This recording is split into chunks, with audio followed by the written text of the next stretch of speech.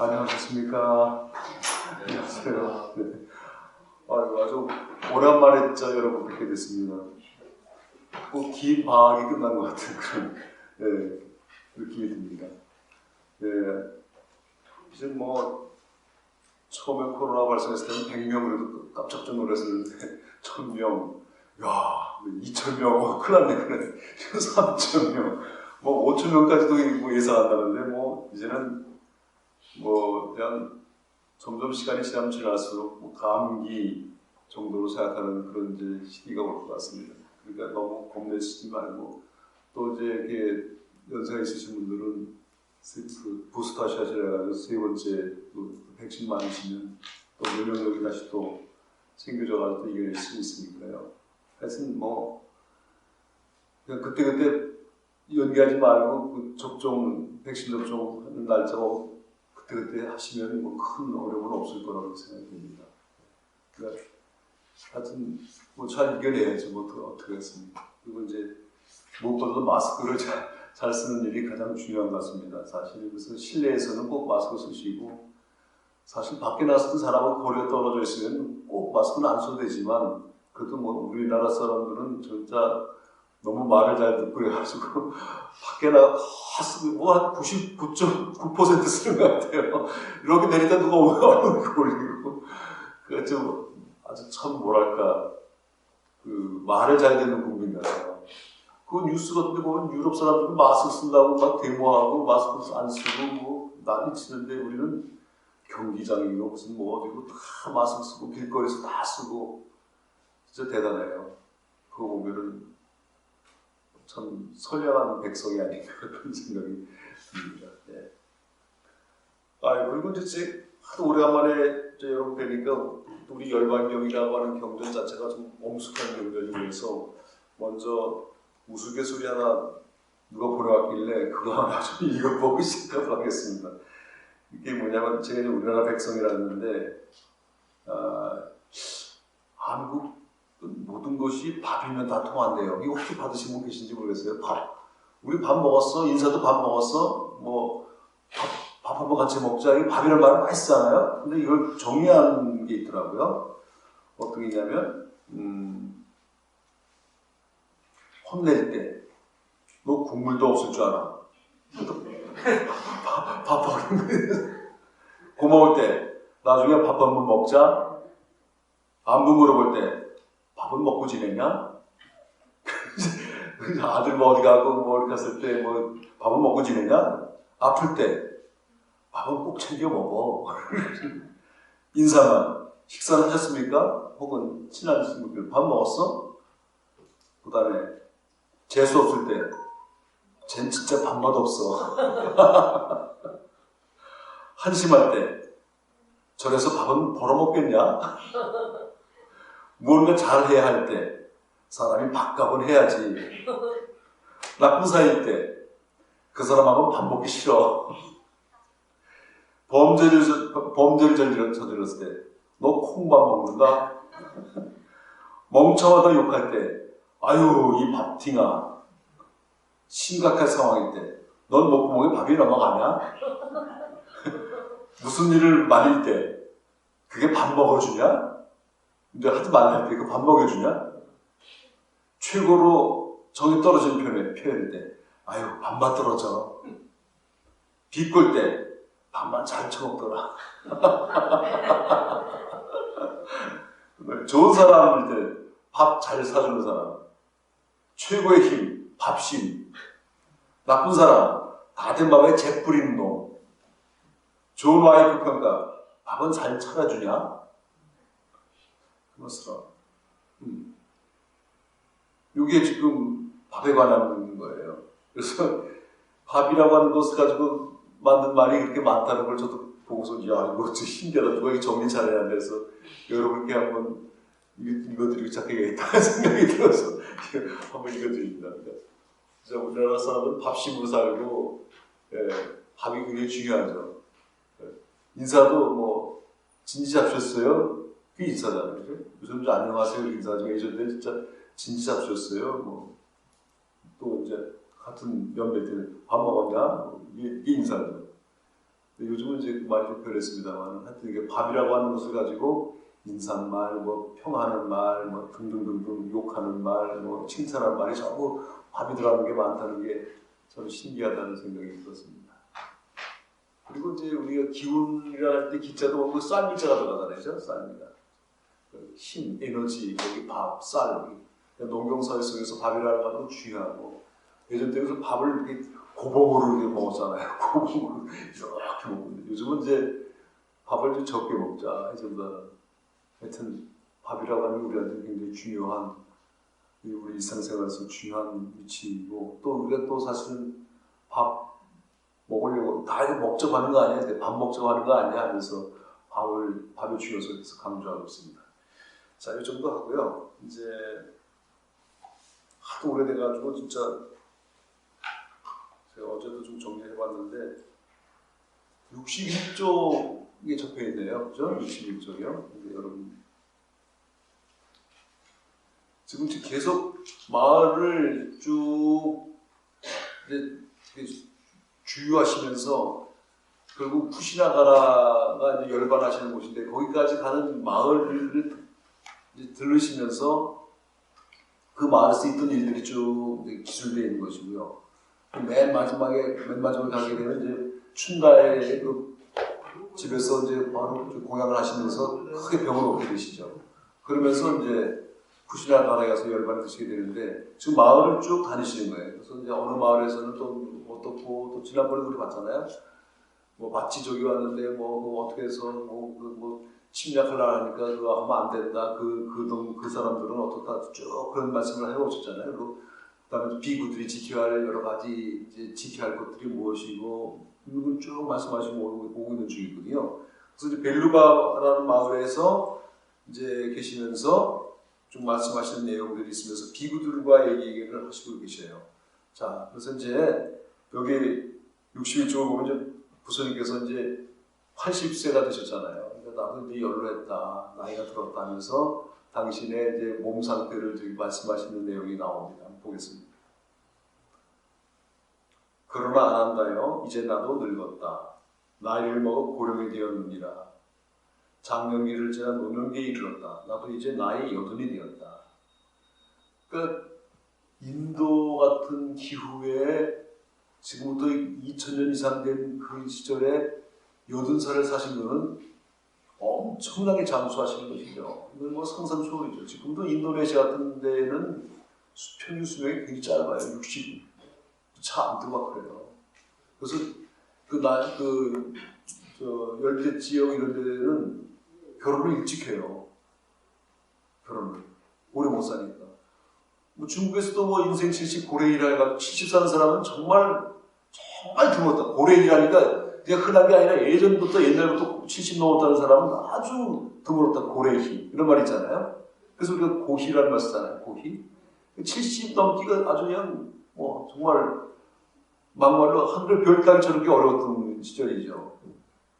근데 부처님 시절은 그거 더 오래된 시절인데 80을 샀을 때 고래이가 아니라 80이시잖아요. 그러니까 굉장히 오래 이제 장수를 하셨는데 부처님께서 이런 말씀하시는 거죠. 그러면서 이제 쭉 당신의 몸 상태하고 인간의 늙어가는 내용을 이제 쭉 말씀하시는 거죠. 안 한다요. 마치 낡은 수레를 가죽끈으로 묶고 겨우 움직이는 것처럼 나의 몸도 가죽끈으로 묶고 겨우 조금씩 움직이고 있는 것과 같습니다. 많이 이제 노쇠하신 거죠. 그렇지 않아도 이 색신은 몸이라고 하는 것은 이거 세월을 이길 장사 없다고 아무리 젊은 시절에 힘이 세고 씨름 선수였고 뭐 레슬링 선수였고 권투 선수였고 했다 하더라도 나이가 들면서 점점 쇠해지는 것은 뭐 그런 자연의 이치니까요. 그렇죠? 그러니까 이제 무엇이든지 시간이 지나면 성주 괴 멸하게 돼 있어요. 괴 부서져가지고 멸하게 돼 있고요. 시간의 차이만 있을 뿐이죠. 시간의 차이. 언젠간 다 멸하게 돼 있는데, 그러니까 이제 뭐 거북이 같은 경우는 오래 살고, 뭐 학 같은 경우도 오래 살고, 그래서 장수하는 동물들을 이제 수를 놓고 뭐 오래 살고 싶어가지고 있잖아요. 또 오죽하면 불로초 같은 것도 이제 구해보려고 하던 시황제도 있고 진나라 때 등등등등. 그 오죽하면 안 죽으려고 하는 종교가 나타난 거 아닙니까? 그게 바로 도교죠. 그래서 불로 장생, 혹은 장생 불사. 아주 오래 사는데 아주 불사, 죽지 않는 것. 인간이 갖고 있는 이제 뭐랄까 이제 욕망이 없어지 욕망. 안 죽으려고 하는 거.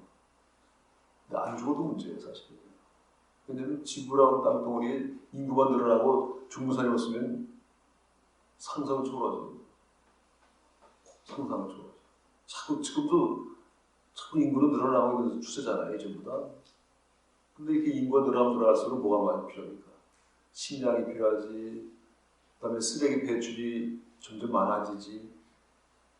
지금도 가끔씩 보면은 뭐 TV에 나오는 거 보면 쓰레기를 뭐 어떤 막 산업 쓰레기를 뭐 버리고 뭐 수천 톤이고 뭐 그런 이게 종종 나오고 우리나라에서 뭐 필리핀이다 뭐 인도네시아다 어디다가 쓰레기를 수출했는데 우리 안 받겠다 해서 다시 되돌아오고 뭐 이 난리잖아요. 바닷가에 쓰레기가 그냥 엄청나고 플라스틱 이 코로나 사태 때문에 버려지는 마스크가 1년에 60억 장이라는 거예요. 60억 장.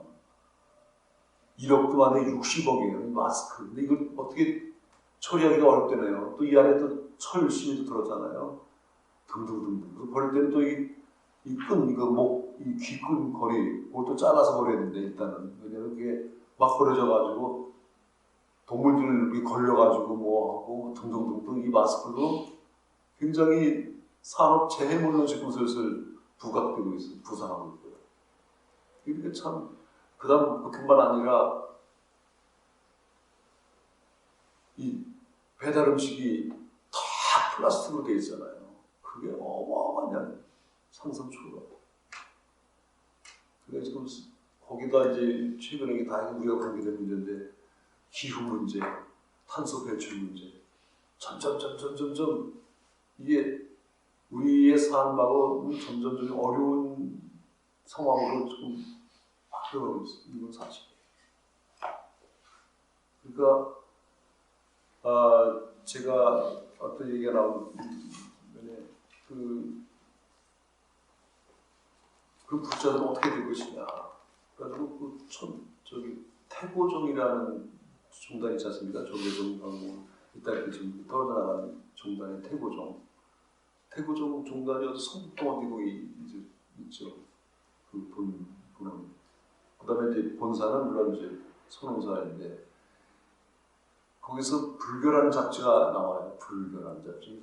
굉장히 오래된 잡지인데 한동안 또 중간에 휴관되고 뭐 다시 또 복간됐다가 휴관됐다 하면서 굉장히 오래된 잡지인데 거기서 그 코로나 시대에 보살에 대해서 좀 한번 글 좀 써달라고 생태보살 그런 얘기를 해서 제가 그냥 간단하게 짧게 쓴 건데 이것도 한번 제가 읽어드리도록 하겠습니다. 간단한 건데 우리 지금 현 상태하고 문제되는 거죠. 코로나 시대의 불자들의 무슨 모습 이런 거죠. 그래서 세상을 뒤흔들고 있는 코로나19 사태는 19란 말이죠. 일부 사태는 인간 욕망의 극대화에서 야기된 것이라고 여러 전문가들은 공통된 의견을 내놓고 있다. 코로나19 사태가 사회적, 경제적, 의학적 등 여러 분야에 미치는 영향이 어떠한지 그리고 포스트 코로나 시대는 어떻게 변할 것인지 그에 대한 의견들이 분분하다.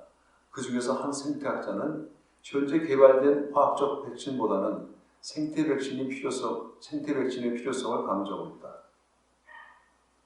즉, 자연과 거리를 두고 생태계를 파괴하지 않는 삶을 사는 생태 거리두기가 앞으로 닥칠 수 있는 새로운 바이러스를 피하는 길이라고 한 것이다. 지금 우리 코로나19라고 하는 것도 우리가 생태계를 파괴하면서 자연을 자꾸 침범해가지고 그 자연계에 있던 것이 우리 인간에게 넘어온 거거든요. 악취를 통해서 뭘 통해서 본래 그런 동물들 사이에만 있었던 것이 인간으로 넘어온 거거든요. 이게 새로 없던 것이 하늘에서 뚝 떨어진 게 아니라 우리가 자꾸 우리의 생태계를 파괴할수록 이런 것도 자꾸 넘어오는 거예요. 우리한테요. 그래서 지금 이 생물학자도 생태 거리두기가 중요하다는 거죠. 또한 바이러스는 계속해서 변이되기 때문에 새롭게 개발되었다는 화학 백신은 늘 뒷북치는 결과를 가져올 것이기 때문에 의미가 없다고 주장한다. 그래서 화학 백신보다는 생태 백신이 필요하다는 주장을 한다. 이 의견은 불교에서 제시하는 대응법과 매우 유사하다고 여겨진다. 불교의 연기론에서는 모든 존재를 평등하게 바라본다. 즉 인간을 비롯한 모든 자연물이 동등한 내재적 가치, 즉 불성을 지닌다고 본다. 나를 둘러싸고 있는 모든 존재를 중생이라 부른다. 모든 중생은 붓다의 성품이 불성을 지니고 있다는 말은 붓다로 성불할 수 있는 범위가 인간을 넘어 모든 생명으로 다시 생명체에서 모든 무생명체로까지 확대되어 간다. 이것은 전 존재를 평등하게 보는 불교의 생태관이다. 여기에서 모든 중생이 하나이고 구별되지 않아야 한다는 동체 대비의 불교적 생태관이 법망경에 나타나고 있다. 어떻게 나타나냐면 모든 흙과 물은 모두 나의 옛 몸이고 모든 불과 바람은 모두 다 나의 진실한 본체이다. 그러기에 늘 방생하고 세세생생 생명을 받아 항상 머무는 법으로 다른 사람도 방생하게 해야 한다. 만일 세상 사람이 축생을 죽이려고 하는 것을 봤을 때에 마땅히 방법을 강구하여 보호하고 그 괴로움으로부터 풀어줘야 한다. 그러니까 이렇게 우리 불교는 인간 본위, 인간 중심주의로 모든 것을 다 도구로 보는 것이 아니라 우리가 같은 격으로 보면서 그들을 함께 상생하는, 공생하는 그런 게 이제 불교의 생태관이거든요. 곧 인간과 자연은 결국 뗄 수 없는 관계라는 통찰은 세계와 내가 같은 뿌리에서 나온 것, 다시 말하면 무라동문이라는 점을 알게 한다. 즉 모든 중생과 나는 서로 뗄 수 없는 자타불이의 관계성 안에서 존재하는 것이다. 이처럼 나를 둘러싸고 있는 모든 존재가 나와 뗄 수 없는 관계라는 점을 깨달은 것을 생태적 무분별의 지혜라고 할 수 있다. 자연을 정복하고 개발하고 이용하려는 인간의 욕망을 넘어서 인간의 자연과 뗄 수 없다는 상호 관계성을 인식하는 것이 생태적 지혜이다. 그리고 이 생태적 지혜의 실천을 생태적 자비라고 할 수 있다. 이 생태적 자비야말로 모든 생명체들이 공생해야 하는 21세기의 시대적 가치로 받아들여져야 할 종교적 윤리이다. 이와 같은 생태적 지혜로 생태적 자비를 실천하는 보살을 생태의 보살이라고 부르고자 한다. 해가지고 이제 이건 옛날에 제가 이제 늘 주장했던 걸 한번 써놨는데요. 예전부터 우리 공부할 때 한번 들으셨던 건데요. 대승보살이 가는 길로서 상구보리 하와 중생을 내세운다. 위로는 보리를 구하고 아래로는 중생을 교화한다는 해석은 생태적으로 풀어보긴 하자. 즉 깨달음을 얻는 길이란 곧 자신을 둘러싸고 있는 모든 존재와 하나가 되어 생태적으로 일치하는 삶을 사는 것이다 라고 풀어본다. 생태보살은 상구보리 하와 중생을 어떻게 깨달음을 얻는 길이란 곧 자신을 둘러싸고 있는 모든 존재와 하나가 되어 생태적으로 일치하는 삶을 사는 것이라고 풀어본다. 여기에서 모든 존재, 즉 중생은 살아있는 것이든 아니면 생명이 없는 것이든 간에 우리와 함께 존재하고 살아가는 것이라는 것을 의미하는 만큼 생태란 말을 바꿔 말할 수 있다.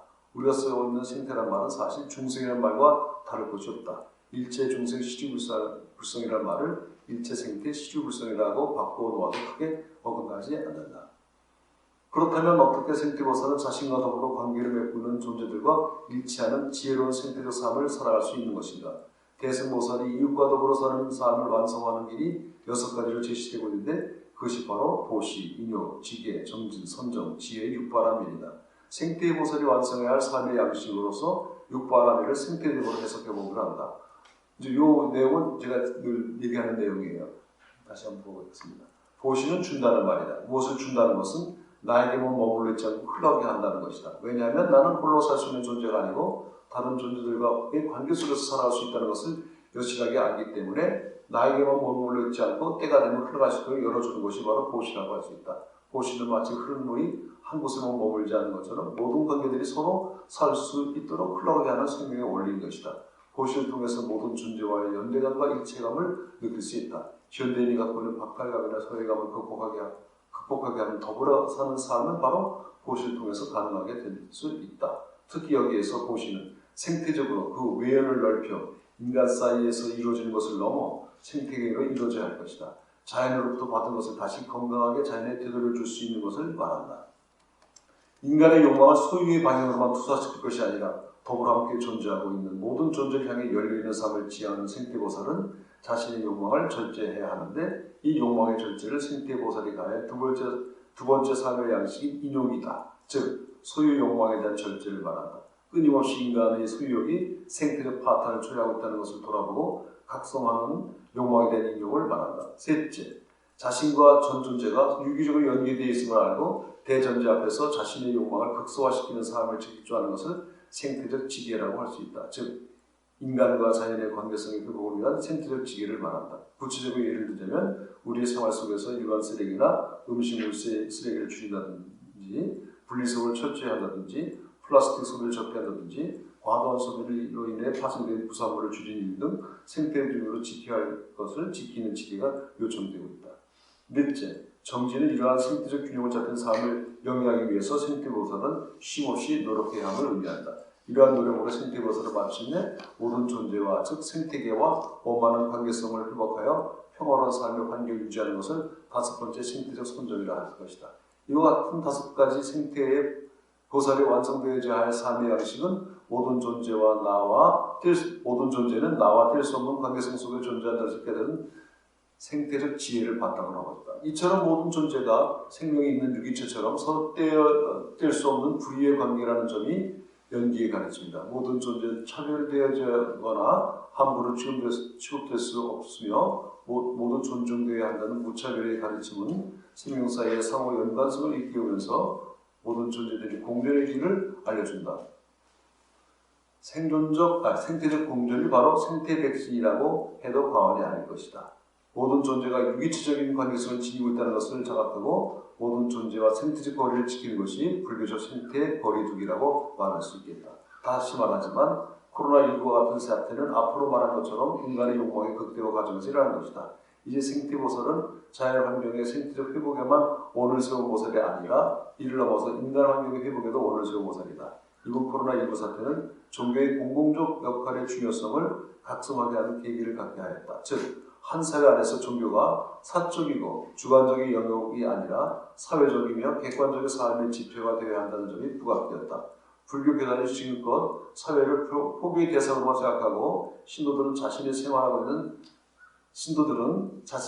있는 사회를 신앙과 분리된 세속으로만 생각하였다면 이제는 종교와 사회가 공동의 선을 위해 적극적으로 협조하는 공생관계임을 이번 코로나19 사태를 통해서 절실하게 알 수 있었다. 따라서 각 종단은 신도교육에 있어서 종교의 공공성을 강조해야 할 것이다. 따라서 사찰이 소재한 한 지역 내에서 일어나고 있는 다양한 사회 문제 해결을 위한 구체적인 방안에 대하여 신도들이 적극 참여하고 함께 고민함으로써 코로나19 이전의 소극적 신앙행위, 즉 개인적 신앙행위에만 머물지 않고 보다 공공성을 지닌 신앙행위를 지향할 수 있도록 불교계는 노력해야 할 것이다.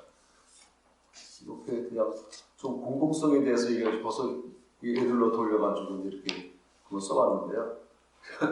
그러니까 뭐지 이게 혼자 떠드는 그냥 외침이 아니라 좀 이렇게 많은 사람들이 공감하면서 우리 불교계가 가지고 있는 좋은 이런 장점 그리고 우리 가르침을 그냥 외침으로 끝나는 것이 아니라 생활 속에서 이렇게 실천이 되고 아주 삶의 기반이 되는 그런 날이 빨리 왔으면 좋겠다는 생각에서 이를 쓰게 됐습니다. 그래서 부처님께서 말씀하시는 내용하고 우리 생태계의 문제가 이제는 뭐 거의 이제 뗄 수 없는 결부된 말씀이기 때문에 자꾸 강조해야 된다고 생각이 됩니다. 자, 다시 또 경으로 다시 돌아와서요. 아난다예요. 열애가 모든 모습을 마음으로 생각하여 그리지 않고 어떤 감수가 있다면 그것을 멸하여 모습 없는 마음의 평정을 부족하여 지낼 때 아난다여 열애의 몸은 평안해지는 것이다. 여기서 오타가 있는 것 같은데요.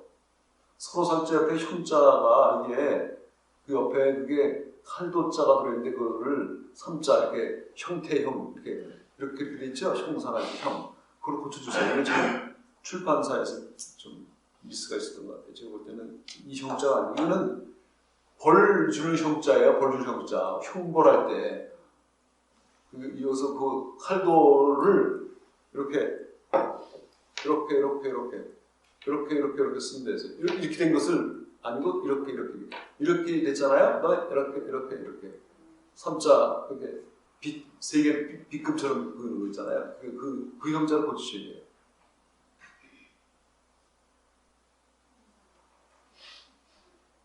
그 형자야. 가로의 두 번째 글자. 그 왼쪽에 글은 놔두고 그 오른쪽에 그 칼도 부분에 이게 칼도자거든요. 이렇게 두 개 피치는 게 칼도자를 쓴 거예요. 칼도자. 그거를 아니고 이렇게 고치시죠. 형태형자로.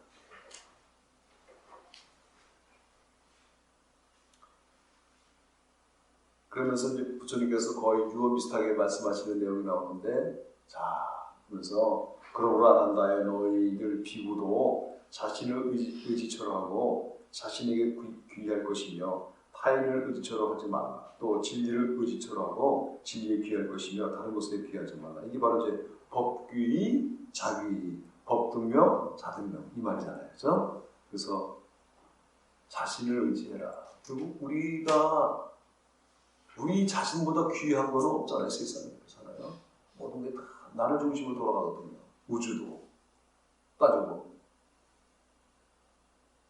그 무엇보다 소중한 이 나를 놓치는 거거든요. 우리도 불교는 끊임없이 나 자신을 고양시켜서 부처님처럼 지혜롭고 자비롭고 그런 불성을 내 안에 있는 불성을 밝히려고 하는 것이 우리 불교의 기본이고, 근데 그게 나만의 끝이 문제가 아니라 알고 보면 나라는 것은 다른 것과의 관계성에 존재하기 때문에 나를 사랑한다는 것은 나와 관계 있는 모든 것을 사랑한다는 말하고 똑같은 말이기 때문에, 그러니까 이제 보시도 뭐 다양한 형태로 얘기하잖아요. 그죠?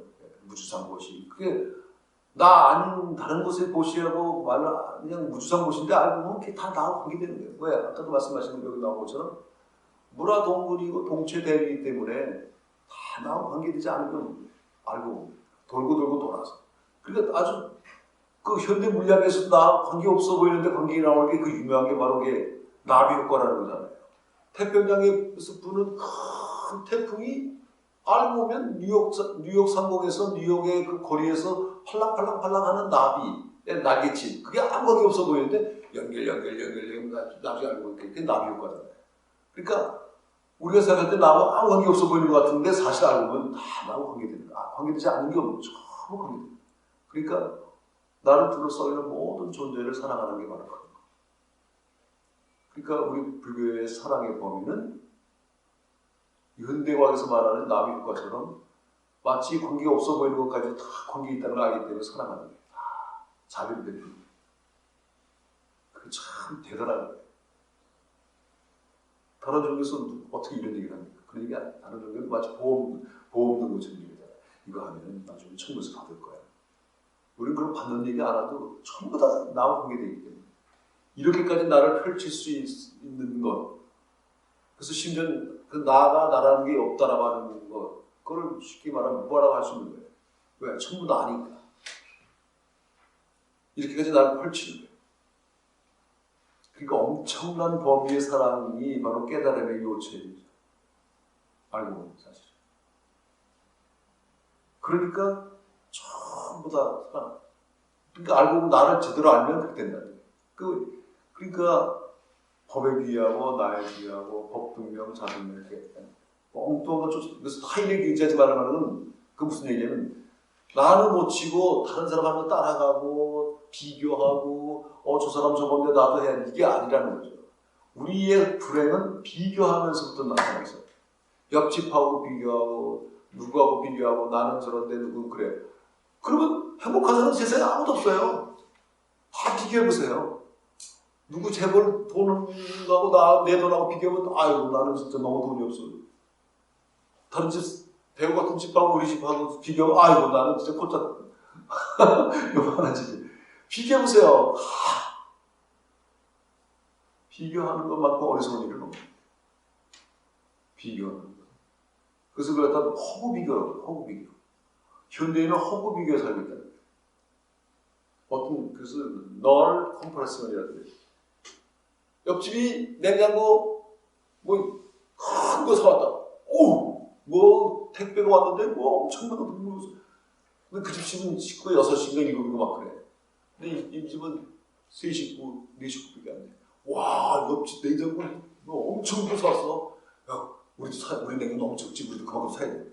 그러니까 옆집은 그 자기 식구가 6이고 7이고 해서 거기에 맞는 냉장고 샀는데, 여기는 집 식구가 4식구나 3식구가 없어도 옆집 산 거 보고 우리도 사야지.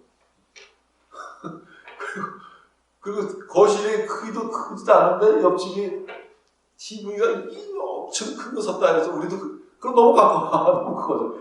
그 크게 맞는 크기, 자기 거실 크기에 맞는 TV 크기를 맞춰야 되는데, 옆집이 큰 거 샀으니까 우리도 거기 지자. 우리 더 큰 거 사야 돼. 그 집 몇 인치야? 우리가 더 커.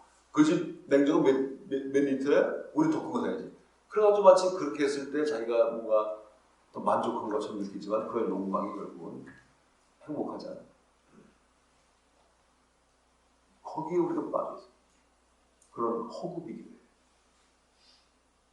해요. 요즘은 좀 지금 나아졌지만, 그래서 이제 옆집 애가 어디 대학 가면 우리 애도 거기 가야 되고, 옆집에 어디 가면 어디 가야 되고, 이게 지금 이제 좀 깨지고 있는데요.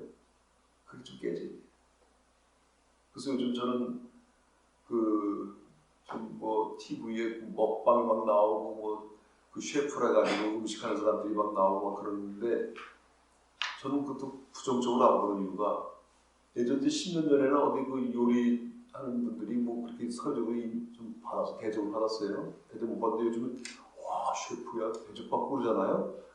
그렇게 해서 어떤 분야든지 전문직이 자기 일을 하고 싶은 일에서 아주 어느 수준에 높은 사람들을 사회가 다 인정해주고 존경해주는 그런 분위기가 돼야 된다는 거죠. 그러니까 꼭 음식만이 아니라 뭐 이제 목공하는 사람, 뭐 음악하는 사람, 다 자기 분야에서 뭘 만드는 사람, 뭐 하는 사람들이 다 이제 인정을 받고 사회적으로 그렇게 존경을 받는 그런 사회가 되면 이제는 다 법대 가려고 하지 않고 다 의대 가려고 하지 않고 구수해가지고 뭐 법대 가고 뭐 십수에서 법대 가고 뭐 삼수에서 의대 가고 뭐 그냥 목매달지 않고 자기가 하고 싶은 대로 가는 그런 사회가 되는 게 바람직한 그런 사회가.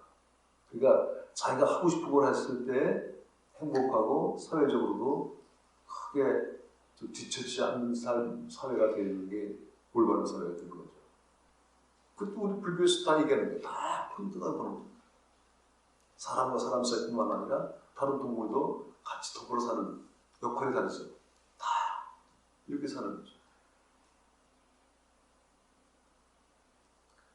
자, 가보겠습니다. 아난다여 비구가 자신을 의지처럼 하고 자신에게 귀하여 지내는 것, 그리고 진리를 의지처럼 하고 진리에 귀하여 하며 다른 것에 귀하지 않고 지내는 것은 어떠한 것이겠는가? 여기서 아난다여 비구가 몸에 대해 그것을 잘 관찰하고 진정 바르게 의식을 보존하며 바르게 사념하고 세간에 대해서도 하며 근심을 초월하여 사는 것, 내지는 몸만이 아니라 감수와 마음, 모든 존재에 대해서도 마찬가지로 그렇게 잘 관찰하고 진정 바르게 의식을 보존하며 바르게 사념하고 세간에 대해 탐욕과 근심을 초월하여 사는 것. 아난다야, 이것이 비구가 자신을 의지처럼 하여 자신에게 귀하고 타인에게 귀하지 않고 지내는 것이며, 또한 진리를 의지처럼 하여 진리에 귀하고 다른 것에 귀하지 않고 지내는 것입니다. 이렇게 해서 여기도 탐욕 이런 걸 넘어가라고 하잖아요. 그렇죠? 여기는 지금 비구만 나오는데 이게 비구에게만 하는 말씀이 아니라 우리 일반적으로 부처님 따르는 모든 제자가 다 해당되는 말인 것이죠. 그러니까 다 역할은 다르죠. 역할은 출가자의 역할, 제가자의 역할, 삶의 여러 가지 영역이 다른 거죠. 만약에 그러니까 세상의 모든 사람이 전부 출가해보세요. 그것도 대혼란이죠. 몽땅 출가했어요. 뭐 그런 가능성은 없지만 100%다 출가자가 되면 누가 신발을 만들 것이며, 누가 농사를 지을 것이며, 누가 행정을 할 것이며, 누가 국방할 것이며, 출가자가 있고, 제가자가 있고, 제가자 안에서도 다양한 역할이 있고, 다양한 직업이 있고, 그러면서 사회는 다 서로서로 유기적으로 돌아가는 거잖아요. 그러니까 지금 이 말씀은 꼭 비구에게만 해당되는 것이 아니라, 우리도 다 해당되고 일반 대중들이 다 해당되고, 그래서 부처님의 집단을 승가 집단에 하는데 거기는 출가자만 있는 게 아니라 비구니 우바이 우바세, 그러니까 청신녀 청신남 다 사부 대중이 다 들어갑니다. 그러니까 승가라고 하는 것은 출가자의 집단이 아니라 제가자와 출가자가 합쳐진, 거기도 또 남자만 아니라 남녀 다. 이 굉장히 중요해요. 그 당시에였어요. 대단한 거예요. 이슬람이나 다른 그 기독교도 예전 때는 여성들을 좀 비하고, 지금도 아직도 이슬람에서는 여성이 좀 남성보다 좀 좀 뭐랄까 멸시받잖아. 좀 이렇게 좀 그렇잖아요. 근데 여기 보세요. 사부대 중에 다 있잖아요. 출가한 남자 여자, 비구 비구니, 제가자 남자 여자 다 그 사부대 중에 그게 바로 승가고 그게 승이에요. 승. 그 우리가 성기할 때 승가에 귀합니다. 그랬잖아요. 바로 그게 사부대중이니까. 사부대중에 귀한다는 얘기는 우리 부처님을 따른 모든 제자들의 그 모임, 그 화합 중에 어긋나지 않고 그 화합 중에 그 화합을 깨뜨리지 않겠다는 의미인 거예요. 그러니까 불자로서의 자존심을 지키고 불자들과의 사이를 어긋나게 하는 그런 일을 하지 않겠다. 그래서 그 승인데 그 승을 번역한 게 중이 되는 거예요. 중. 중이란 말은 바로 사부대중의 중이에요. 중. 그러니까 그래서 우리가 자꾸 헷갈리는 거예요. 그러니까 우리도 중이에요. 중. 어떻게 중이냐면 사부대중의 한 부분인 거예요. 우리도 중인 거예요. 대중의 중. 출가신 분만 중이 아니라. 그러니까 이게 참 우리도 중요한 역할을 하는 거예요. 자,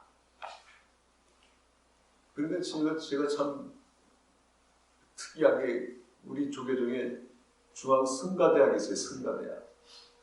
근데 승가대학의 입학생들은 출가자마자 승가대학에 입학하는데 그게 제가 볼 때는 승가를 이해를 잘 못하는 거예요. 승가라는 것 속에는 사부대중이 다 포함되기 때문에 승가대학 속에는 출가자만 들어가는 대학이 아니라 사부대중 다 들어가는 불자들이 가면 되는 건데 그게 안 되는 게 참 이해를 잘 못하겠어요. 그러니까 해석을 잘 못하는 거예요. 그래서 성기 때도 거룩한 스님들께 귀합니다가 아니라 거룩한 승가에 귀합니다. 그 승가에 귀합니다. 불, 법, 승. 불, 부처님, 법, 부처님의 가르침, 승. 승은 출가자가 아니라 사부대중. 부처님의 가르침에 따르는 사부대중. 그래서 그래야 종교의 세 원리가 맞아떨어지는 거예요. 그러면 교조가 있죠? 교조의 가르침이 있죠? 그 따르는 신도들이죠. 신도들 중에는 출가해서 부처님을 따르는 사람이고 제가해서 부처님을 따르는 합칭력이 바로 이 승이에요. 승가. 상가가 이제 승가로 근데 발음만 따오고 상가. 자, 그렇게 이제 아시면 되겠습니다. 그 마지막에 아난다여 어떤 비구가 만일 내가 죽은 다음일지라도 자신을 의지처로 하고 자신에게 귀하며 타인에게 귀하지 않고 살며 또 진리를 귀처로 하여 다른 것을 귀하지 않고 산다면 아난다여 그런 사람은 내가 부정하는 어두운 세계를 초월하여 배움을 추구하는 사람이라고 말할 수 있는 것입니다. 여기서 벌써 부처님께서 은근히 당신의 죽음을 말씀하셨죠. 내가 죽은 다음일지라도. 이게 처음 나와요. 그 전까지 이런 말씀 안 하셨잖아요. 뭐 죽음 뭐 이런 얘기 안 하시는데 이제 벌써 슬슬 내 몸이 이렇게 쇠약해졌다. 가죽 끊는 것 같아. 옛날 같지 않다. 걸음걸이도 힘들고 여든이 되시고. 그리고 뭐 부처님이 그 당시에 영양 상태를 촉박하셨겠어요. 그냥 탁발한 대로 드시는 거지 뭐 거기서 뭐 골라 드시는 게 아니라 주는 대로 드시는 거예요. 주는 대로. 고기를 주면 고기를 드시고 생선을 주면 그러니까 주는 대로 받는 거예요. 거기서 거르는 게 아니에요. 그 신도들이 좋은 거 드릴 때는 좋은 거. 근데 집집마다 이렇게 쭉 가는 거기 때문에 맨날 좋은 집만 가는 게 아니라 쭉 도는 거니까 어떤 집은 못 사는 집에서 좀 뭐랄까 음식이 좀 허한 것도 있을 수 있잖아요. 물론 또 스님을 이제 부처님께 드리려고 좀 별도로 장만도 했겠지만 그래도 하여튼 못 사는 사람들은 조금 옥머리부터 드실 때도 있고 다양한 음식을 드시는데 하여튼 그렇게 해서 사셨는데 80이 되셨다는 거예요. 80이 되셨으니까 아이고 저자도 이제 나이가 들었구나 몸이 이제 예전 같지 않다 하시면서 서서히 이제 당신의 몸 상태를 말씀하시면서 저서 강조하는 것은 몸 상태를 말씀하시면서도 법을 말씀하시잖아요. 법, 진리 귀하구나. 그래서 이제 열강론을 중심으로 해서 그 당시에는 이신설이었어요. 이신설. 하나는 법신, 색신. 지금 법을 말하는 법신이 있고, 부처님 법으로 돌아가서 법신, 그다음에 색신. 그래서 이신설이었다가 시간이 지나면서 대승불교가 오면서 삼신설을 바꾸면서 법신, 색신이라는 말이 둘로 더 나눠져가지고 보신, 응신 이런 식으로 나눠요. 그 나중에 십신설로 잘 발전해 가는데 일단은 이 삼신설이 가장 이제 대표적으로 나왔죠. 부처님 법으로 돌아가셨다. 법. 부처님 어떤 분이니까 보신, 응신. 그래서 이제 삼신설로 나갑니다. 그래서 이 삼신설이 나중에 제가 언젠가 예전 때 우리 비대종교 할 때 말씀드렸던 것처럼 이 삼신설이 대성불교 삼신설이 서방으로 건너가서 아우구스티누스에 의해서 기독교 삼위일체설이 삼신설에서 이제 신틀 받아서 정립이 돼요. 그러니까 법신, 이제 기독교로 성부, 보신, 성자, 응신, 성령. 이렇게 딱 들어갑니다. 그러니까 법신은 우리 가르침 따르마다 따르마. 그렇잖아요? 따르마가 법신이 사실 법이니까. 그 다음에 이제 바이로카나 붙다. 그 다음에 이제 보신. 보신은 기독교에서 성자에서 그리스도 예수인데 우리는 부처님. 왜 보신이 부처님이냐면 과보로 된 거예요. 부처님이 떡볶이 돼가지고 뽑힌 분이 아니라 저 오랜 세월부터 우리 얘기하는 저 악척보시도 쭉 부처님의 전생담 있잖아요. 계속 수행을 거듭해서 그 수행의 결과로 부처가 된 것이. 근데 그 전생의 수행 플러스 이 현생에서도 또 6년 동안 또 계속 또 수행하신 그 결과로 부처님. 오늘 아침 깨보니까 내가 깨달았어가 아니라 그 오랜 세월 동안의 수행의 결과로. 그래서 여기서 보시. 그 색감을 붙다. 그 다음에 응신은 뭐냐? 이게 이제 이 삼신설이 여러 학설이 있어가지고 아직도 정립이 덜 됐는데, 응신이 아니고 또 뭐 화신, 또 뭐 다양하게 나오는데, 보신은 또 뭐, 여기는 지금 바이로카나부터 해서 비로자나불인데, 여기도 노사나불이라고 나왔는데, 노사나불은 비로자나불의 2층이에요, 2층. 비로자나불을 좀 짧게 한 다른 이름인 거예요, 노사나불. 똑같은 불이 부처님 둘이요. 그러가서 뒤에 가서 화신에 가서 석고모니 부르는. 근데 아니에요. 제가 볼 때는 바이로카나부터 법신불, 보신불 부처님, 석고모니 부처님, 응신불. 응신불은 응하는 부처님. 부처님 부르잖아요. 관세음보살, 나무 아미타불 하면 누가 대답하냐면 아미타불이 대답하는 거예요. 응하는 부처님. 우리가 부르면 응해주는 부처님. 응신불이 아미타 부처님. 그래서 삼신. 근데 기독교도 똑같아요. 기도하면은 예수님이 응하는 게 아니라 성령이 임하시고 성령. 거기서도 성령. 우리 그거 같다는 거예요. 근데 우리는 자꾸 이게 헷갈리는 걸 자꾸 비로자나불, 노사나불, 석가모니 불은 하는 학자가 있는 거 아니면 왔다 갔다 여러 학자들이 다 다양한 의견을 내는데 저는 제 의견이 있는데 제 의견하고 같은 사람은 나카무라 하즈메, 중천원이라고 하는 일본 학자도 저하고 똑같은 의견을 제가 그 책을 보지 않아요. 저는 일본 책을 안 보거든요. 일본 책. 왜 일본 책을 안 보냐면 우리 불교가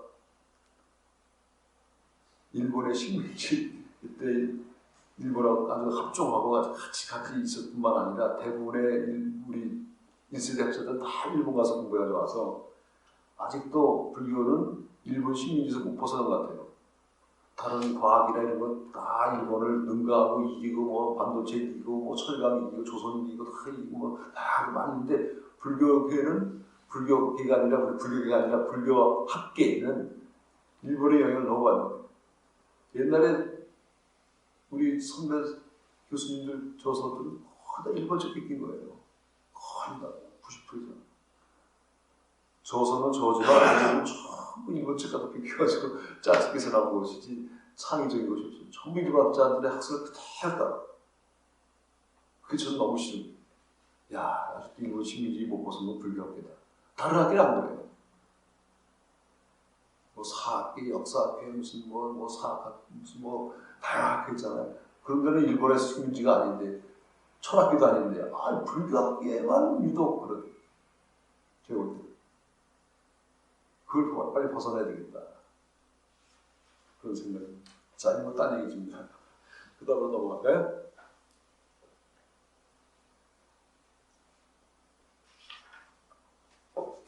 악마와의 대화. 인멸의 예감. 이제 부처님이 인멸하신 그런 예감하시면서 말씀하셨어요. 다시 세존께서는 정오전에 가사를 입으시고 바루를 손에 드시고 배살기 마을로 탁발하러 들어가셨다. 이 노령에도 이렇게 친히 이제 탁발하러 같이 가시는 거 제자들과 대단하신 거죠. 배살기 마을을 돌면서 공양을 끝내고 탁발에서 돌아오시어 아난다 존자에게 말씀하셨다. 아난다여, 좌구를 챙겨라. 이제부터 차팔라로 가 그곳에서 오후의 명상을 하도록 하자. 잘 알았사옵니다. 세존이시여 라고 아난다 존자는 대답하였다. 그리고 좌구를 챙겨 세존의 뒤를 따라갔다. 차팔라에 도착하시어 세존께서는 아난다 존자에게 자리를 마련하게 하시고 그곳에 앉으셨다. 아난다 존자도 세존께 인사드리고 한쪽에 자리를 마련하여 앉았다. 자리에 앉은 아난다 존자에게 세존께서는 다음과 같이 말씀하셨다. 아난다야, 배살기 마을은 좋은 곳이다. 우데나 영지는 좋은 곳이다. 코타마카 영지는 좋은 곳이다. 사탄바 영지는 좋은 곳이다. 마흐푸타 영지는 좋은 곳이다. 사란다다 영지는 좋은 곳이다. 그리고 이 차팔라 영지는 좋은 곳이다. 그런데 아난다야, 수행이 진전되어 네 가지 초자연적인 능력, 사신조, 욕신조, 근신조, 심신조 있잖아요. 그래서 이제 이게 다 주에 나옵니다. 그래서 뭐 이제 정신 통일을 해가지고 좋은 정신 통일을 하고자 하는 게 이제 욕신족이라면 그걸 하려고 끊임없이 노력하는 게 있고, 그다음에 이제 마음을 집중하는 심신족이 있고, 그다음에 이제 거기에 자신의 사유를 또 관찰하는 스스로 관심족이 있는데,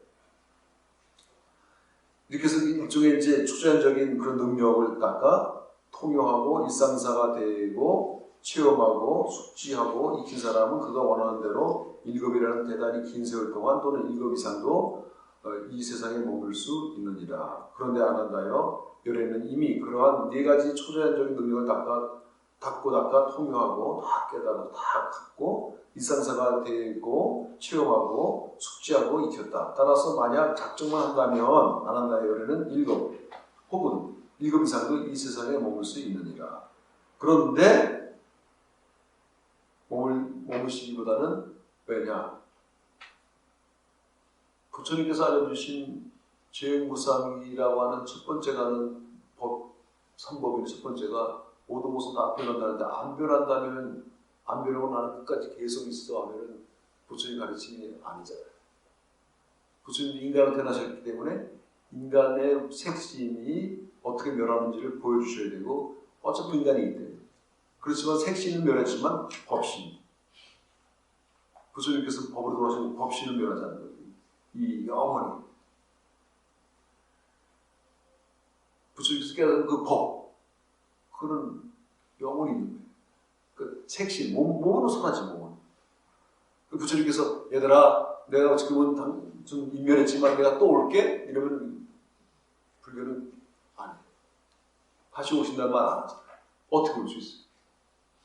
오더라도 석가모니 부처님이 아니고 미래불은 다른 부처님이에요. 미륵불 뭐 이렇게 다른 부처님. 석가모니가 또 온다면 뭐 부활한 거예요, 뭐요? 말이 안 되는 거죠. 그럼 불교의 가르침에 안 맞는 거예요. 모순이요, 모순. 부처님 모순에 대한 말씀 안 하셔요. 모순되는 말씀 안 하셔요. 절대로. 이건 맞는데 이건 틀렸다. 그럼 이게 인과가 맞아 떨어져야 돼. 인과가. 과학은 인과가 맞아. 이퀄 이쪽과 이쪽이 딱 맞아 떨어져야 돼요. 불교의 기본은 인과인데 연기법이 모두 다 인과율인데 그게 깨져. 다른 건 다 됐지만 나는 안 죽어. 이게 말이 안 돼. 자, 그래서 부처님 그런 거 안 하십니다. 그래서 그러면서 이렇게 세존으로부터 어렴풋한 형태로 빙불로 암시를 받았는데도 안한 존자는 세존의 뜻을 알지 못했다. 그리하여 안한다는 세존께 세존이시여 세존께서는 부디 일급 동안 이 세상에 머무셔서 원만한 분께서는 선서 요래 짚어 중이잖아요. 일급 동안 이 세상에 머무셔서 많은 사람들의 이익을 위하여 많은 사람들의 안락을 위하여 세상 사람들은 연민하시와 사람들과 신들의 복리와 이익과 안락을 위하여 라고 간청하는 일도 하지 못했다. 그때 이미 안한다 존자는 악마에게 마음에 홀려 있기 때문이었다. 그러니까 지금 이제 부처님께서는 이렇게 애들로 말씀하시는데 안한다 존자가 진짜 무슨 말인지 이런 못 알아듣던 거예요. 지금 계속 보시죠. 다시 세존께서는 안한다 존자에게 말씀하셨다. 안한다여 배사리 마을은 좋은 곳이다. 우데나 영지는 좋은 곳이다. 고타마카 영지는 좋은 곳이다. 사탄바 영지는 좋은 곳이다. 바흐쿠타 영지는 좋은 곳이다. 사란다다 영지는 좋은 곳이다. 그리고 이 차팔라 영지는 좋은 곳이다. 그런데 안한다야 수행이 진전하여 네가 초래한적인 능력을 닦고 닦아 통용하고 일상사가 되고 체험하고 숙지하고 익힌 사람은 원하는 대로 일곱이라는 지극히 긴 시간을 혹은 일곱 이상도 이 세상에 머물 수 있느니라. 그런데 안한다요. 이래는 이미 그러한 네가 이제 초래한적인 능력을 닦고 닦아 통용하고 일상사가 되고 체험하고 숙지하고 익혔다. 따라서 만약 작정만 한다면 안한다요. 이래는 일곱 혹은 일곱 이상도 이 세상에 머물 수 있느니라. 똑같은 말씀하신다. 아빠가 똑같은 말씀 한 대도 안 돼. 똑같은 말씀 반복하시죠. 이렇게 또 세존으로부터 어렵던 형태로 암시를 받았는데도 안한다는 존재는 세존의 참뜻을 알지 못했다. 또 무슨 말인지 무슨 말씀하시려는 거지? 그리고 세존께서는 세존께 다시 또 이제 안한다 존재가 얘기죠. 세존이시여 세존께서는 부디 일급 동안 이 세상에 머무셔서 원만한 분께서는 일급 동안 이 세상에 머무셔서 많은 사람들의 이익을 위하여 많은 사람들의 안락을 위하여 세상 사람들은 연민하시와 사람들과 신들의 복리와 이익과 안락을 위하여 라고 간청하는 것도 그는 하지 못했다. 간청도 못하고 무슨 말 뜻인지 몰라가지고 어벙벙하고 있는 거예요. 이게 무슨 말씀하시죠? 안한다 존재 아직도 악마에게 마음에 홀려 있었기 때문이다. 이렇게 지금께서는 거듭 3번씩이나 안한다에게 암시하였는데도 안한다는 이미 악마에게 홀려 있기 때문에 세존의 뜻을 알아차리지 못했다. 그래서 스승께서는 안한다 존재에게 말씀하셨다. 안한다여 너에게도 할 일이 있을 것이니라. 때를 알아서 감히 죽으리라. 잘 알겠사옵니다. 세존이시여라고 스승께 대답한 뒤 안한다 존재는 자리에 있을 것 같다. 그리고 세존께 인사드리고 오른쪽으로 도는 일을 표하고 세존의 겉을 돌아 그리고 그곳에서 그다지 멀지 않은 어떤 나무 아래에 앉았다. 그러니까 지금 여기서 중요한 게 주님께서 이제 그렇게 언지시 이렇게 암시를 하시면서 말씀하시는데 안한다 존재는 지금 악마에 홀렸다는 거예요. 그러니까 이제 뭐가 좀 홀린 거예요. 근데 참 묘한 게 부처님께서 깨달으시는 순간에도 악마가 나타나고 인멸하시는 즈음에도 악마가 나타나요. 이게 참 오묘해요. 그래서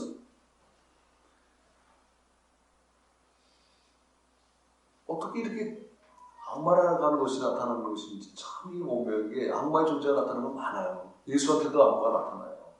예수도. 그래서 그것은 마귀라는 말씀인데 마귀가 유혹을 해서 3번 유혹을 하고 성전 위에서 떨어져 봐라, 돌을 떡으로 만들어 봐라, 여러 가지 실험을 하는 그런 악마가 나타나고 또 이 악마라고 말하기도 애매합니다만은 파우스트라고 하는 작품에서 보면 메피스토펠레스라는 악마가 또 있어요. 가지고 또 이제 유혹을 해요. 파우스트 박사를. 또 거기서 악마가 나타나요. 또 지금은 그 교세가 거의 없다시피 한 그런 종교 배화교, 그 배화교가 있잖아요, 그죠? 그 배화교에도 악마라고 보기보다는 아예 신 자체가 선신과 악신, 아수라 마치다, 앙그라 마이 두 신이 있어요. 그래서 악신과 선신이 대립하는 게 있고요. 이게 묘하게 그렇게 우리가 그 어떤 중요한 순간에 호사다마라는 말도 있는 것처럼 중요한 순간에 결정하는 순간에 그런 뭐가 막아 끼는 게 있는 거예요. 그걸 조심해야 돼요. 부처님도 깨달음을 얻으실 때 나타나요. 파순. 그다음에 또 지금 이제 벌써 부처님이 이런 말씀하실 때 제대로 알아듣지 못하게 이렇게 항모가 나타나면 홀리게 만들어요. 항상 경계해야 돼요. 그래서 이게 과연 뭘까? 근데 여기서 중요한 게 뭐냐면, 제가 이제 좋아하는 주제 중에 하나가 파우스트의 그 마지막이 나오는데, 결국은 파우스트가 악마의 유혹에 빠져요. 유혹에 빠져요. 그게 무슨 얘기냐면, 파우스트 박사는 평생을 공부만 하는 사람이에요. 자기는 법학도, 철학도, 무슨 의학도, 뭐 해서 박사를 갖다 4-5개 딴 사람이야. 근데 나이가 이제 거의 70, 80이 다 된 노인이에요. 야, 나는 이렇게 공부를 많이 했는데 삶은 참 허무하다. 기쁘지 않다. 내가 이 세상에 어마어마한 지식을 다 섭렵하고 머릿속에 다 들었는데 나는 뭐야? 사는 게 재미가 너무 없어. 그러니까 그런 순간에 메피스토펠레스가 다 나타나죠. 내가 너한테 삶이야 이 순간에 멈춰라 라고 하는 말을 하는 그런 기회를 줄 테니까 그러면 너는 너의 영혼을 나한테 팔 수 있냐. 그러니까 그 꿰매 넘어가는 그럼 좋다. 좋아. 그런 순간이 과연 뭘까? 했는데 결국 어떤 순간이냐면 이팔청춘 아가씨, 한 18살, 17살, 18살, 20살 그 사이에 그 메릭신이라고 하는 그 소녀를 만나게 하는 거예요, 이 만화가. 그래가지고 그 소녀의 사랑에 빠지는 거야, 그 나이 많은 할아버지가.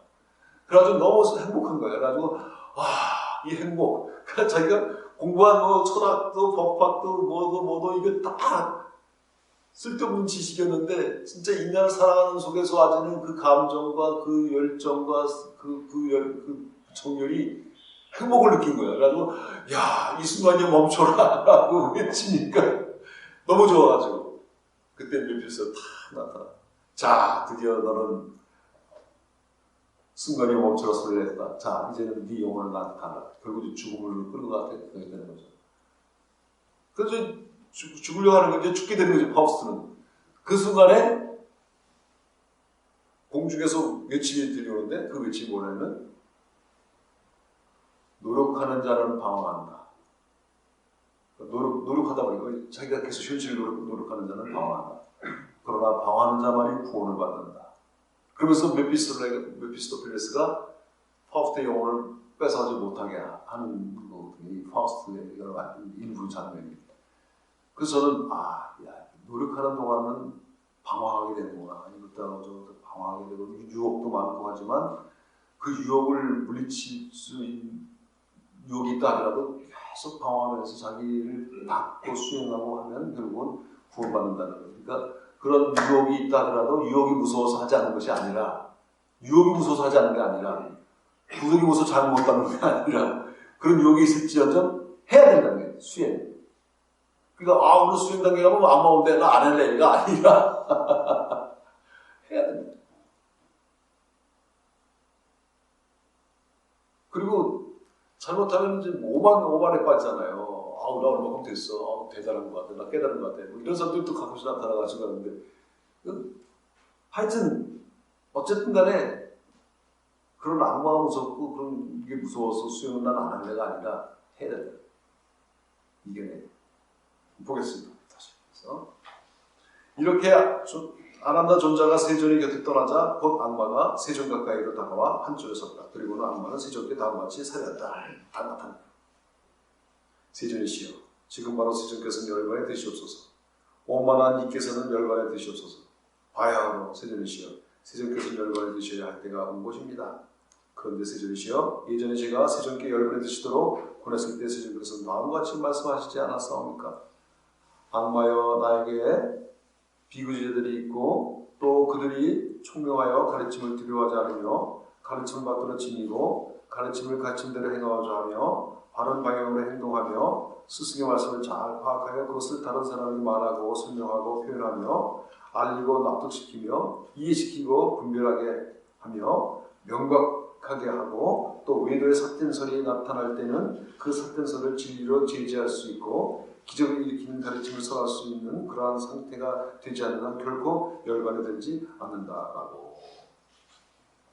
그러나 지금 다 악마하는데요. 그러나 세존이시여 지금 이러한 바람은 모두 이루어졌사옵니다. 세존께서는 그 말씀대로 비구주자가 나오고 그들은 총명하여 가르침을 받고 두려워하지 않으며 가르침 밖으로 지니고 가르침을 가르침대로 행하고자 하며 바른 방향으로 행동하며 자신의 스승의 말씀을 잘 파악하여 그것을 다른 사람에게 말하고 설명하고 나타내며 알리고 납득시키며 이해시키고 잘 분별하게 하며 명백하게 이해시키고 있습니다. 또한 외도에 삿된 설이 생길 때에는 그 삿된 설을 진리로 철저하게 제지할 수 있고 기적을 일으키는 가르침을 설할 수 있는 그러한 상태로 되지 않았사옵니까? 그러므로 세존이시여 지금이야말로 세존께서는 결발에 드시옵소서.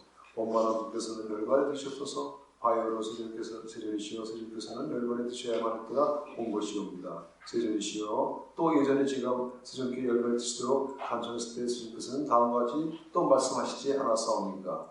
악마여 나에게 제가 신자 제자가 나오고 우바세 이제 남자신들 말고 그들이 총명하게 가르침을 받고 두려워하며 하지 않으며 가르침을 받들어 지니고 가르침을 가르침대로 행하며 올바르게 행동하며 스승의 말씀을 잘 파악하여 그것을 다른 사람에게 말하고 설명하여 나타내며 알리고 납득시키고 이해시키며 잘 분별하게 하고 명백하게 이해시키고 또한 외도에 삿된 설이 생겼을 때는 그 삿된 교설을 진리로 철저하게 제지할 수 있으며 기적을 일으키는 가르침을 설할 수 있는 그런 상태로 되지 않는 동안 나는 결코 열반에 들지 않는다라고.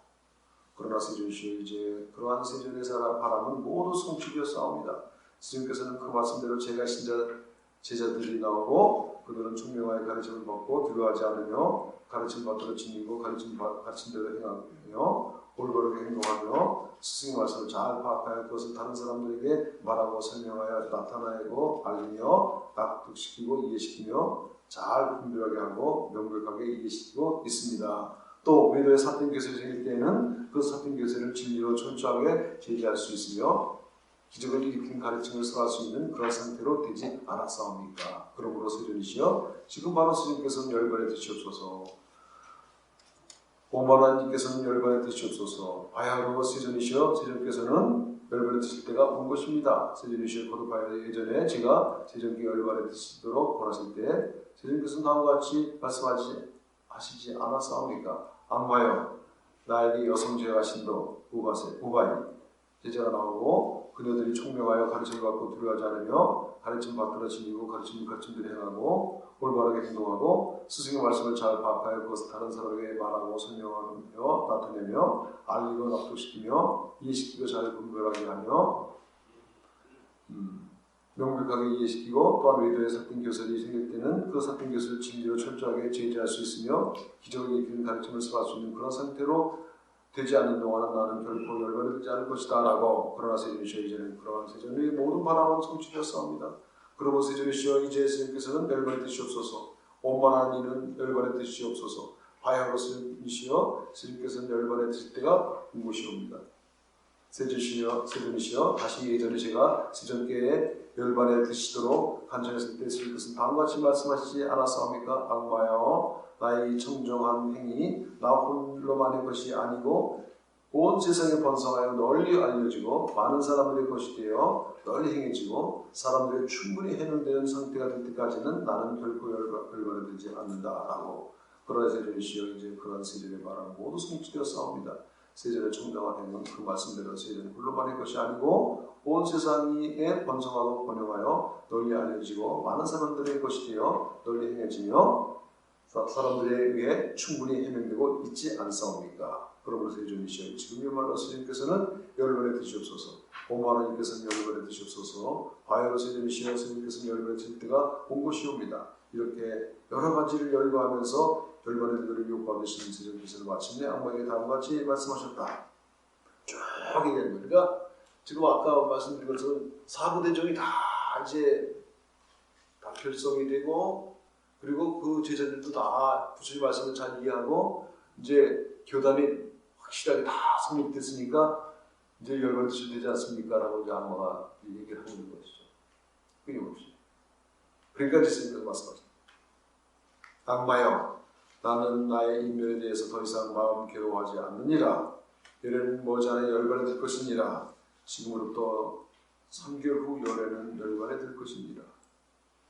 이리하여 스님께서는 차팔라 영지에서 바르게 선임하시고 바르게 의식을 보존하셨던 지금까지의 유수행, 그러니까 생명을 연장하는 행위를 중지하셨던 것이다. 스님께서는 유수행을 벌이셨을 때 대지진이 일어난다. 그것은 너무 무서워서 온 몸에 털이 굴러설 정도였다. 그와 동시에 하늘에 큰 북이 갈갈이 찢어질 정도로 울려 퍼졌다. 그러나 스님께서는 그것의 의미를 관찰하시고 그때 다음과 같은 기쁘의 시를 노래하셨다. 그러니까 이제 드디어 결심하신 거죠. 난 이제 열반을 줄 때가 됐다. 왜? 사부대종이 다 공고하게 다 자리 잡았고 불문지들도 많이 나왔고 부처님의 가르침이 이제 앞으로 단단하게 쭉 퍼져나갈 거가 확신이 있으셨으니까 앞으로 석 달 후에 이제 열반을 줄 것이다. 라고 말씀하시고 더 이상 이제 목숨을 연장해가는 그런 수행이나 이런 것은 없다. 금하시고자 하시는 거죠. 그러고 나서 이제 노래를 하시는 거예요. 그 80세 노인이. 그러니까 부처님은 한편 가수의 가수, 개성을 드시고 다 노래로 다 읊으시는 거예요. 왜? 노래가 사람들한테 잘 기억이 남잖아요. 우리도 무슨 말을 기억이 안 나도 노래 가사는 기억이 나잖아요. 곡조가 붙어지면. 그러니까 부처님께서 곡조를 붙이셔가지고 노래를 개성을 남기신 게 다 이유가 있는 거예요. 다 사람들이 노래로 다 외우면 다 쉽게 외치니까 그 말씀을. 그러니까 참 제가 한번 말씀드린 적 있었잖아요.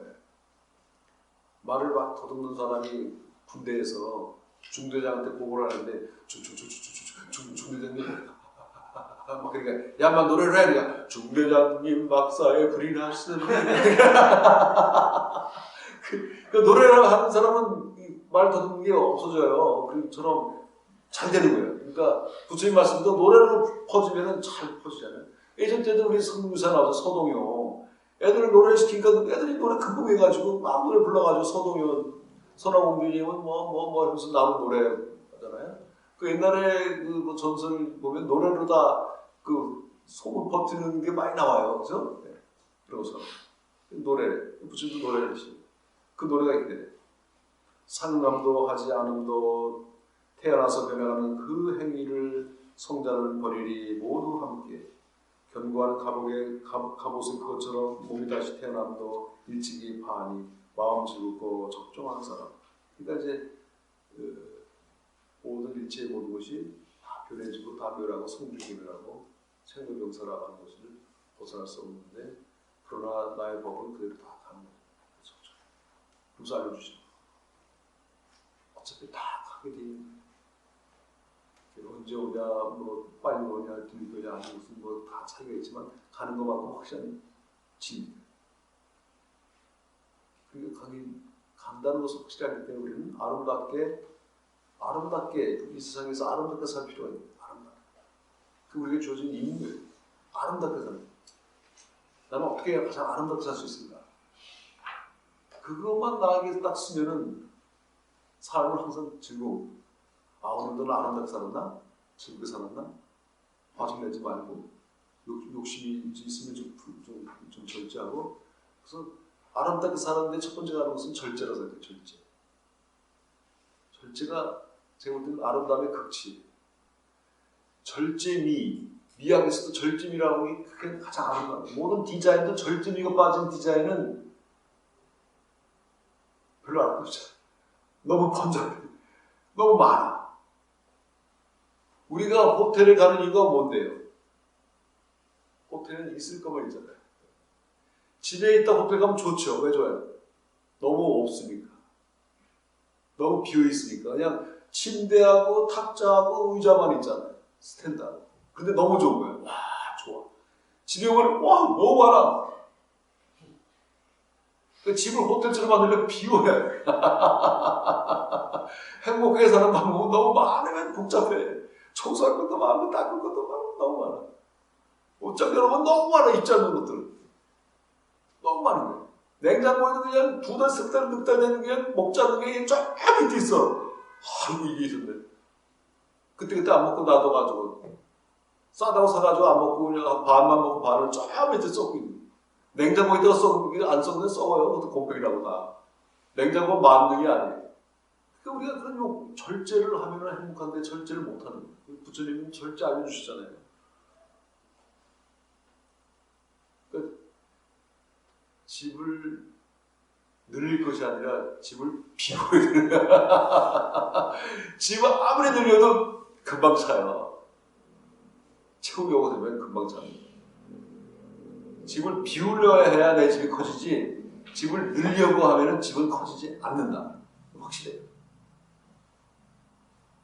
그리고 행복은 절제에 있다. 모든 것은 절제. 밥도 절제해서 배가 터지고 먹으면 또 배가 아프죠. 배를 채우면 설사합니다.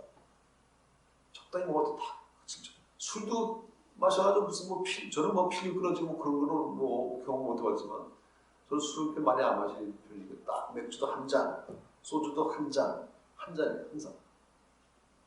포도주도 반 잔, 더 이상 수도. 왜? 술은 나를 과장시키니까. 나라고 하는 것이 열인데 12, 13을 막 과장하고 막 필요 이상으로 말을 많이 해서 내 신체 이상의 과한 게 보이잖아요. 술 취하면. 그게 안 돼. 그래서 절제.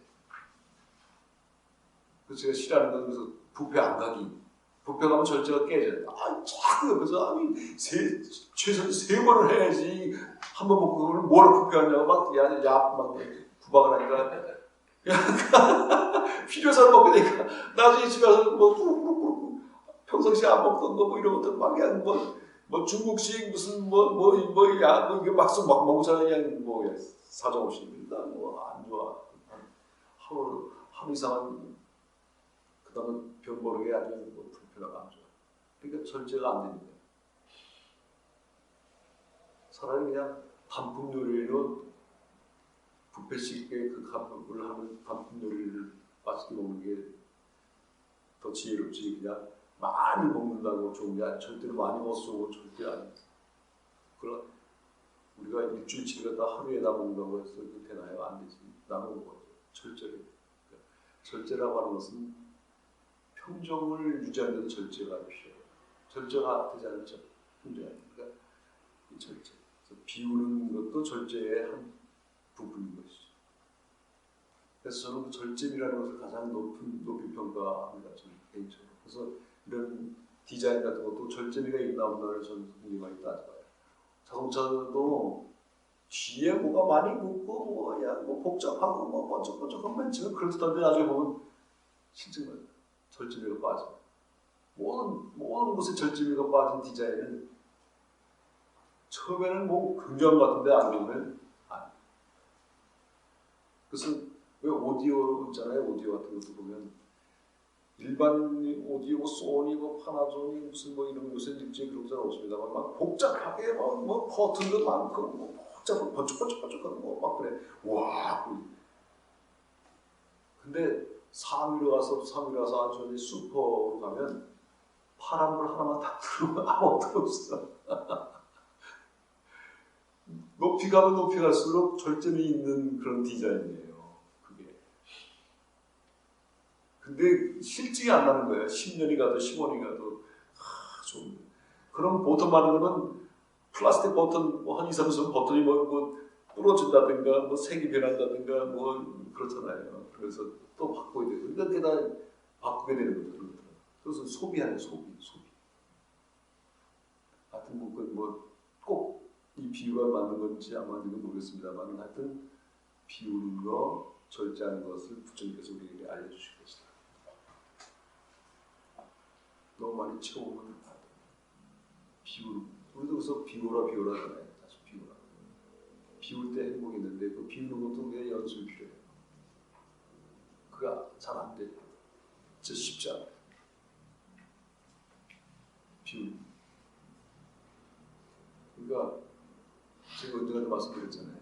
선물 받으시는 여러 개 있으면은 요새 유통기간이라는 게 있잖아요. 뭐 음식이건 뭐건 유통기간.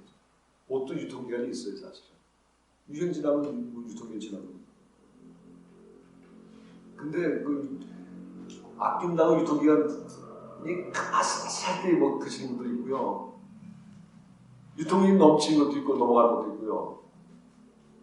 그러니까 유통기간 넘치기 전에 선물도 유통기간 넘치기 전에 해야지. 유통기간 많이 넘어가는 걸로 하면 그 선물이 아닌 거는 쓰레기에 버리는 거죠. 그러니까 선물을 왔다 갔다 할 때도 유통이 있을 때 과감하게 선물하고 또 와 또 선물이. 내가 또 그렇게 주면 또 상대방이 또 가만히 있겠어요? 그래서 돌고 도는 거지. 그러니까 가능하면 절제하고 비우는 것이 나의 행복의 출발점이다.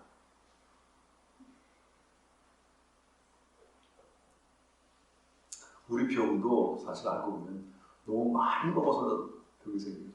적게 먹은 사람은 병 안. 소식한 사람들이 잠수한다. 소식한 거. 작게 먹어. 많이 이상하게 먹으면 그거 소화시키려고 장기들이 과부에 걸리는 과부. 나는 괜찮은데 안에서는 그냥 끊임없이 쉴 새 없이 그냥 다 좀 끝났다는데 또 점심 또 먹어도 아우 또 그냥 열심히 또 해야 돼. 그래서 또 끝날 때쯤 또 저녁도 한참 먹어도 아우 그게 얘네들이 쉬질 못하는 거 그냥 뭐 간이고 뭐 위고 뭐 대장이고 그냥 계속 그냥 24시간 일하니까 쉴 새가 없고 쉴 새가. 좀 쉬어야 되잖아, 애들도. 나는 쉰 것 같지, 속은 안 쉬고 있어요. 나는 밥 먹는 행위는 끝났으니까 난 이제, 됐다. 하지만, 뭐가 돼? 이 안에서 계속 일하고 있으니, 이 약해지지. 또 좀 쉴 때가 있고, 좀 비울 때도 있고, 이러는데, 그냥, 그러니까, 병이라는 것도 그런 거 아니에요. 거기다 또 이제 그분이 또 술 많이 마시고, 또 괜히 또 그것도 해독하려고 또 노력하고, 그냥 뭐 쉴 새가 없는 거야. 그러니까, 아플 수밖에 없죠. 탈나는 거죠. 팔이. 그래서 쉬게 해줘야 돼. 비워야 돼. 그치. 그래서 옛날 분들은 그렇게 많이 드시지 않으면서도 단식 같은 거다가 몸을 비웠잖아요. 단식. 몸을 이렇게 비우잖아요. 그러면 장에 있는 그 숙변 같은 게 빠져나오잖아요. 숙변. 자, 시간이 다 된 것 같습니다. 그래서 이제 오늘은 여기까지 해서 결론은 행복의 출발은 비움이고 절제다. 집을 넓힐 생각보다도 집을 비울 생각하자. 호텔이 좋은 이유는 뭘까? 내가 움직이는 공간이 많기 때문에. 왜? 있을 것만 있어. 그래서 호텔 가면 편안하다 하는데 우리 집도 호텔 같이 하려면 좀 많이 비우면 돼요. 그래서 정 비울 수 없다면 방 하나만이라도 비운 방을 쓰면 돼요. 방 하나만 호텔방을 하나 만들어 놓으면 돼요. 호텔방. 다른 데는 좀 꽉 차서 버릴 수 없다면 방 하나만이라도 비워놓으면 되잖아요. 그러면 그게 호텔이에요. 그게 행복한 삶을 사는 지혜가 아닌가 하는 생각이 듭니다. 아주 좀 잔소리를 많이 한 것 같은데 오늘 여기까지 하겠습니다.